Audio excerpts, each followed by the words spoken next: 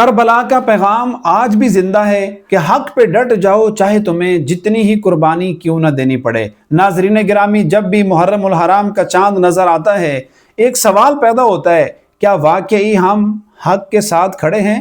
سامعین محترم، محرم الحرام کا مہینہ صبر و استقامت، اطاعت الہی اور حق اور اسلام کی سربلندی کے لیے ہر قسمی قربانی دینے کا درس دیتا ہے۔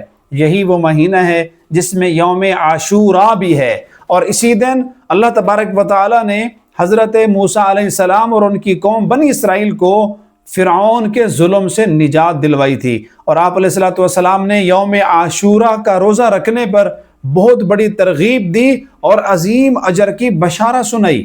ناظرین گرامی، یہی وہ مہینہ ہے جس میں نواسہ رسول صلی اللہ علیہ وسلم سیدنا امام حسین رضی اللہ تعالی عنہ نے حق و صداقت کے لیے، اسلام کی سربلندی کے لیے ایک عظیم قربانی پیش کی۔ دنیا آج تک اس کی مثال پیش نہیں کر سکتی۔